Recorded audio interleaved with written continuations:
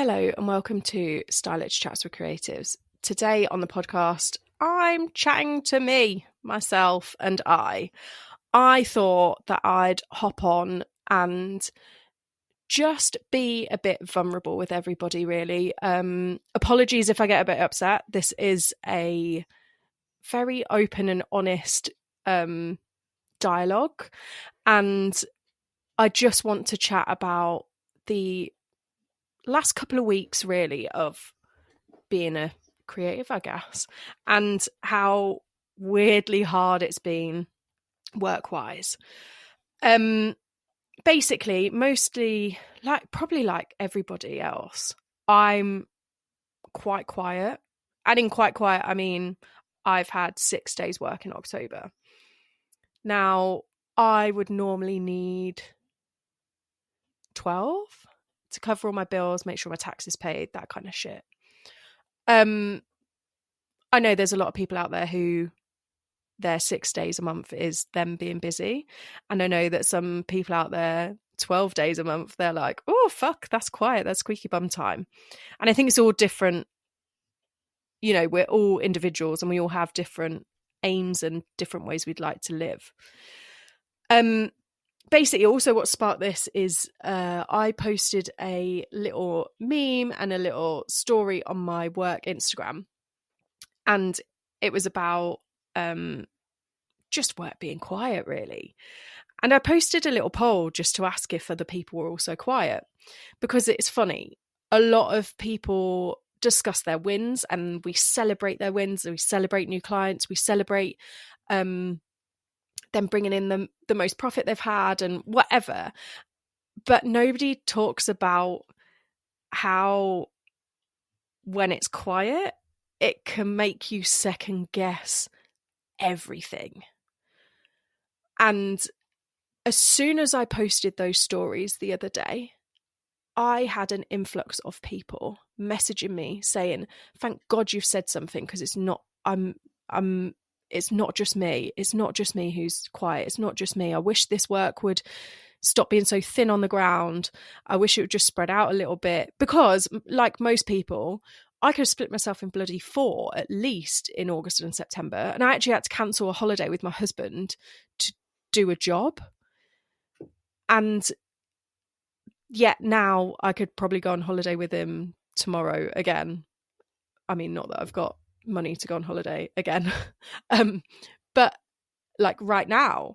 And I think this roller coaster that us self-employed creatives have been on this since COVID has been fucking wild. And I don't know what the fuck's going on. I can't answer all these questions that even I have myself. However, I just kind of want to voice the things I'm feeling, and to hopefully make other people feel comforted in the fact that it's not just them. All of us are feeling the same. And I see it on my LinkedIn. People are posting their work going, I've got availability. Yes, I'm good at this. I'm good at this. I'm good at this. And it's so good that people have got this confidence to be like, I'm here, look at my work. I do a great job. I'm friendly, kind, nice, funny, whatever. But not a lot of us are posting that we're feeling a bit shit. I think also, I don't want to be a negative Nelly, but it's oh, hello, Coco. I think part of it as well is you don't want to get stuck in a negative cycle of things, which can be easier said than done when you're a creative relying on others to book you for work. And, you know, we can't pay our mortgages with buttons and whatever else. And on that note as well, I'm incredibly thankful and privileged that I have a partner who is happy to work a little bit more to top me up a little bit or whatever and keep us afloat. And I think I understand that I'm privileged in that sense, because there's not a lot of people who are, and I'm fully aware that there's a lot of people in the creative industries who are leaving and going on to other careers and switching careers. That thought has also crossed my mind. I've also posted on my LinkedIn that if people see any styling full-time jobs, sling them my way. Like, the end of the day, we have to do what we need to do to keep roofs over our heads and stuff. And there's a lot of people in way worse situations than I. But that doesn't stop my situation or anybody else's from being worrying. And then you get in a cycle of worry, and it's like a little spiral, isn't it? And before you know it, the night's drawing, and you're like, oh, for fuck's sake, it's dark again and it's only 5 o'clock. Oh, I don't want to do anything. When actually getting outside, and I'm finding being creative in my own weird little way, taking pictures, setting up my prop hire shop, which I need to sort the website out as well for this week, and walking the dog, just doing some stitching. I mean, I've got some cross stitches that I need to finish. And also then I looked at the tiles in my house and was like, could I tile the kitchen? I mean, I might give it a fucking go. It might look shit. My dad might come and shout at me, but we'll see. Or my father-in-law might be like, what the fuck have you done? But I think this is the creative mind, right? We bounce ideas off each other. We ping things around, and then we're like, oh, well, we can try that, because we're essentially problem solvers. Briefs come into us and we go, oh yeah, I know how I can fit into that.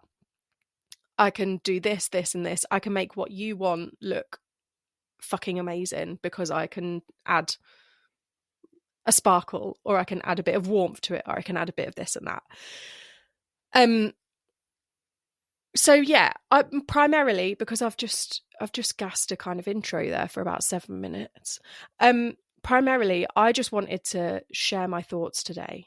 And apologies if I repeat myself. I have a little bit of brain fog. The repeat myself like a broken record is inherited. So just bear with. I have written some notes, but I also scrawled these notes down while I was feeling all this emotion.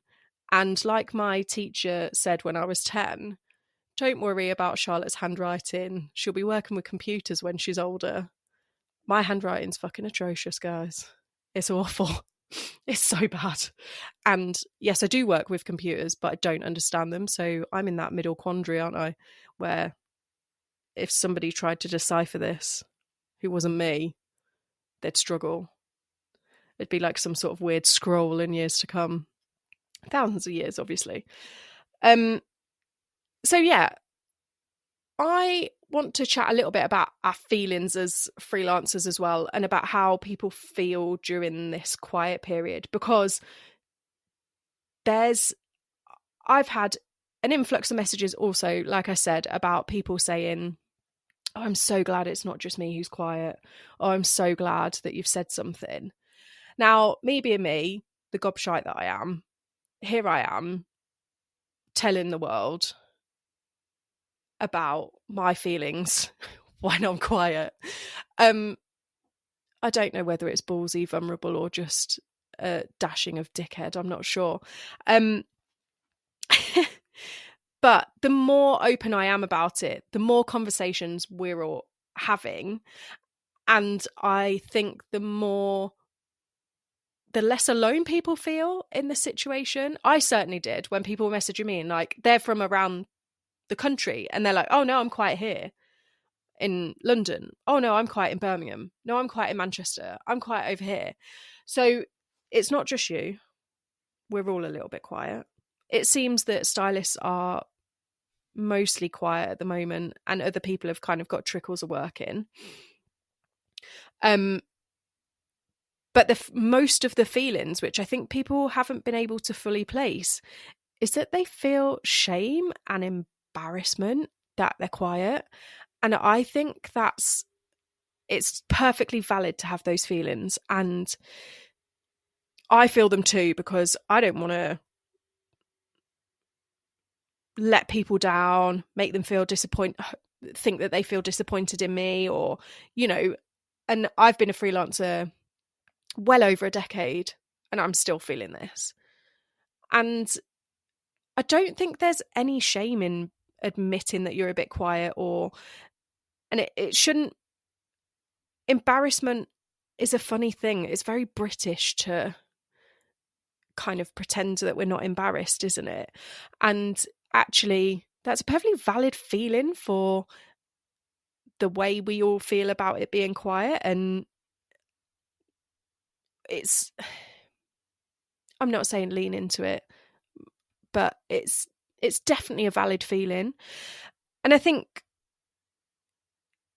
a lot that embarrassment and shame can sometimes lead into feeling quite like vulnerable and maybe a bit sad too, and like quite worried.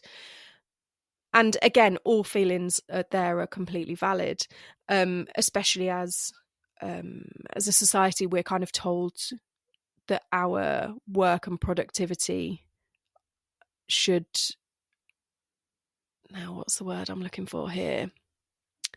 Bloody brain fog. It's all tied, so our work and our productivity is all tied to our worth. And actually, I can understand how that is, because when you're self-employed, when you're creative, we're so passionate about our jobs and our roles and what we do and how we can make people feel amazing with the imagery or the videos we're sending out, that I can understand where people feel that they're not worthy of worthy, really. I'm floundering here, but and I think it's hard to go, well, actually no, I'm still fucking bang hot at my work, I'm still so good at my job, but it's okay to be a little bit quiet, it's okay to have that downtime.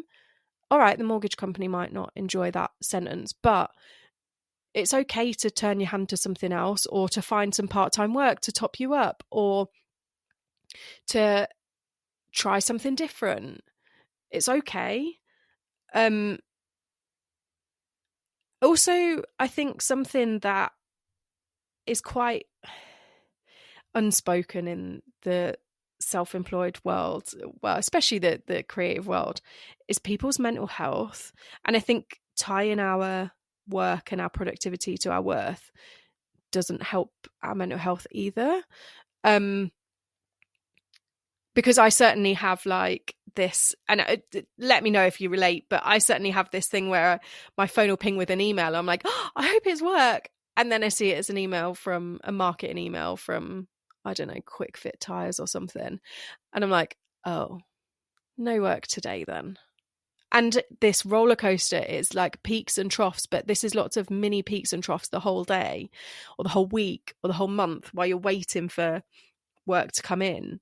Or on the other side, which I've actually had a conversation with somebody about too, is that you email all your availability out and you essentially get ghosted as though it's Halloween every day.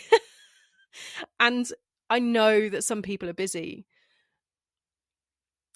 but a quick email back just to say, oh, we're good at the minute, thanks for messaging in, even if it's a kind of like pre-written email, I can't think what it's called, like a scheduled email, it makes us freelancers feel a lot better to know that we're not being ignored, and that we're not annoying people too. So like I was sending and I'm sure she won't mind, but I was sending a client like texts with availability like once a week, and I was hearing nothing from her. So I just messaged and was just like, if you're not taking freelancers at the minute, just let me know and I'll stop annoying you, because, you know, there's nothing worse than somebody keep fucking messaging you and you being like, I've got nothing, this is annoying me. And then she messaged straight back and she was like, oh my God, no, it's just that we're really quiet and I've just not had a chance to message you back. I also understand that not everybody has such honest and open ways of communicating. Some people aren't as, some would call it cocksure, I guess, as I, to say something like that to a client, to be like, hey, no worries, if you're not taking freelancers, don't worry about it, I'll come back another day. And I think this also, by people kind of being ghosted a little, and I kind of hate that term even though it's Halloween today, kind of makes people feel a little bit more anxious, because like I was saying, then it kind of feeds into, oh, was I not good enough the last time I was there? Are they are they not getting my emails? I mean, I had that thought this week, like, well, last week, sorry, like, shit, are my emails even bloody working? Are they getting lost in the cloud up there, floating around? But you have all these random thoughts, and I think like that adds to the heightened anxiety, and then that can lead on to other things, can't it? Like a bit of depression. I say a bit, or like, you know, depression or other feelings like that too. And I think anxiety is a funny one because I get it when I've got too much work, and I get it when I'm not got enough work. And then also you get a little bit of kind of jealousy that other people might be busier than you, or they've got a different strategy to use, therefore they're working a little bit more, or, you know, or having a better work-life balance. I mean, some people might sit and think, well, Charlotte, you've only worked like 3 or 4 months this year, maybe 5 at a push, like, and you're moaning. And I'd like to think that I'm not having a moan, but I probably am.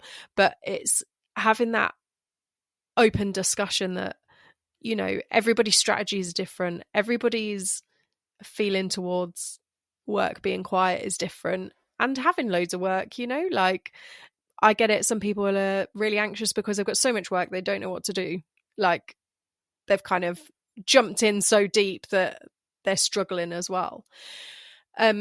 So yeah, I just wanted to have this like open conversation. And also I have some other theories as to why work might be quiet, and they're kind of open for discussion again, because it could be these things, or it could be that just I'm being a bit of a conspiracy theorist here. But a friend of mine mentioned about the looming general election. Now, I try to keep my head out of the news because, quite frankly, it depresses the shit out of me. And I try to just keep a vague tab on stuff and kind of, okay, you know, that's kind of got a vague idea of that, but I'm not hugely invested in it because, side tangent, my thought is that we're supposed to know about what's going on in our village and then maybe vaguely know about what's going on in the next village, but that's literally it.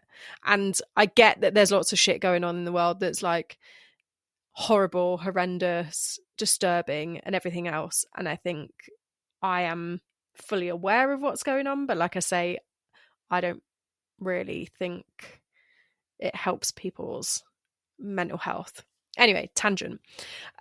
But I do think that people think that there's a general election looming, and I think people who are working in studios where there's other businesses alongside them, they are saying that even these other businesses, welding and lots of other things, are quiet too. And the conversation there was that possibly with the threat of a general election, nobody really knowing where or what's going to happen with regards to the laws and everything else that happens when a prime minister changes. And I think people are holding on and just hoping that, you know, stuff will get better beginning next year or after the election, which is in May, which is quite a long time for people to hold on if they've not got much work, you know. So that's one thing that somebody said to me. Another thing is possibly a recession because of everything that's happened with COVID. Obviously, at some point, someone's got to pay for everyone being on furlough and them spending loads of money doing a stupid Google document that didn't really work. And, you know, then in turn, as soon as a recession hits, people pull their marketing and they assume that their loyal customers are always going to stay loyal. Now, because of the huge impact that the pandemic had, I don't know whether that traditional kind of viewpoint is actually still a thing. I mean, I don't know. I'd like to think that maybe as consumers we're shopping around a little bit and thrifting a bit more and things like that. But maybe people are used to shopping in one place, or, you know, it's, I don't really know where I was getting at there, but it's maybe people are just sticking to one place because they know the prices are the same, or, you know, we don't know, do we? And maybe the maybe people are pulling marketing budgets, like I say, just because they're expecting loyal customers to be there, but also because maybe they don't see as much value in it. I don't know. It's very complex, isn't it? It's a bit of a spider web there. And also there's another point here. I've got several points that I've scrolled down in my horrendous writing. So apologies if this is a little bit mixed up, because I'm trying to think and read my writing and talk. So I'm trying to be a multi-skilled person here. So that's actually goes on to my point about multi-skilled people as well, which is really great that people have lots of strings to their bow and can shoot and retouch, or style and shoot, or do props and shoot, or, you know, and then that, which is great to be multi-skilled, but then it also cuts out on very skilled people who can do certain jobs. Also, I've had a couple of clients say, oh, well, we'll do the prop shopping. And so then that cuts down a day maybe of rate for them. So they're seen to be cutting a little bit of costs as well. So I just don't know how this is all going to affect when because it kind of all comes down to cost, doesn't it, really?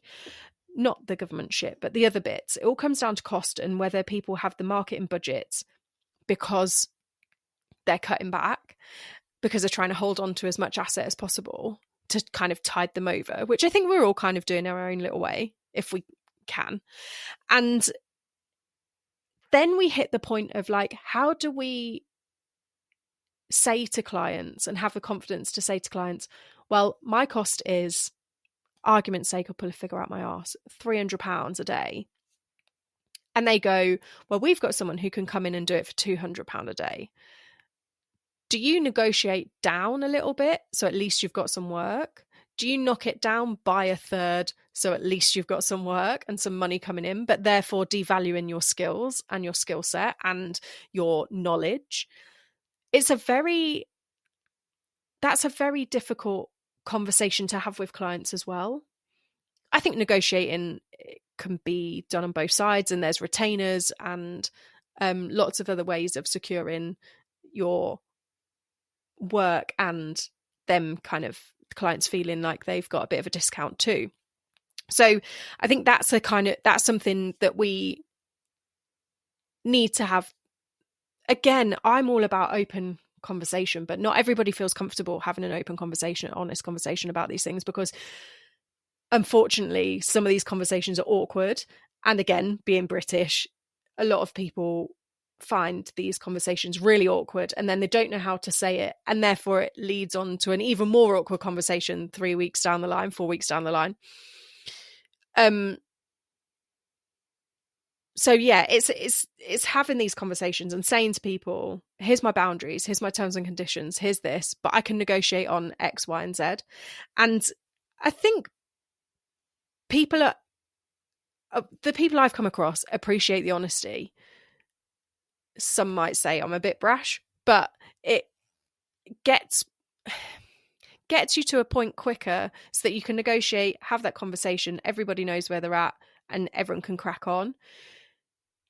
Something I'd also like to mention is that, going back to me posting on my social media about me being a little bit quiet, I had a plethora of freelancers come out of the woodwork and message me saying, I'll keep an eye out for you, I'll shove your name towards people if I see that they're hiring stylists, or they need a stylist, or they need this, they need that.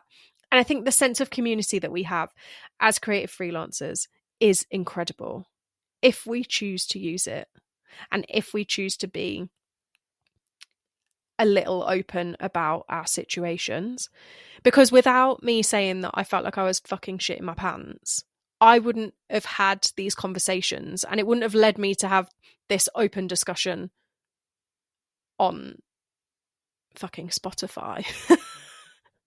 That's still mad that I do a podcast that goes on Spotify. It still blows my tiny mind. So I think having these open conversations, hopefully this hasn't come across as a negative Nelly kind of episode, because that's not what my intention. My intention is to hopefully make people feel comforted that it's not just them, that there's a great boat full of fantastic creatives who are in the same position as you are, and they are feeling a bit anxious, a bit depressed, a little sad, worried, and yet they're fucking fantastic at their jobs, and they're wondering, oh, I don't know when my next paycheck's coming in, I don't know when my next lot of work's coming in. Yes, I know as a freelancer this is part and parcel of it. However, since COVID, and I keep harping back to it because it has changed a lot of things, it is different. And I think moving forward, but corporate saying, but I think moving forward, we have to turn our hand, manipulate the situation, however you want to say it, more into our favor. And we have to just change and adapt and make sure that we're still doing the things we want to do and giving people the creative. I think we still need to promote ourselves and go, look, we're all fucking amazing. We're all very good at our jobs, and we almost need to stick to our guns. And I know that comes from a very privileged point of view. Not everybody can afford to just not have any work. I certainly am at that point where I am actively looking for full-time or part-time work to cover my ass. And yeah, I still know that I'm very good at what I do. I'm very good at the styling. I know the styling. I'm very good at it. And there's so many other people in this boat with me who are very good and very skilled at what they do. And I don't know when the creative industry is going to pick back up again. And I hope to God that people don't jump out of the ship too much and that we don't lose too much talent, because if we do, we're going to struggle when the jobs do come in to find people to do the work who are skilled enough, who have the understanding of the role, have the understanding of the visual, creative visuals that people want. So I hope this episode has made people feel comforted. I hope people feel like that they've not just listened to me fucking harp on for half hour. But my DMs are open on my work page, on my Stylich Instagram page, on my Stylich Chats with Creative page. I am happy to have these conversations with people, and I hope that you feel comforted in knowing that it's not just you. And maybe we need to form some sort of creative freelance alliance and try and be positive as possible and get out there and be creative, even if it's not earning you any money right now. Get out there and be creative, learn a new skill, try and upskill yourself if you can, and just try. It's easier said than fucking done, but try and remain positive, because there is work coming. It will come round for us all, and we'll all hit that point again where in the spring where we're like, oh shit, cut ourselves into 4, jeepers. So yeah, remain positive, and if you can, and like I say, my DMs are open, and I hope you've all enjoyed listening to me ramble on. Apologies for the brain fog, it's part of the endo. And yeah, I mean, I guess this is an advert. I am still available, and I would love to come and do some work for people.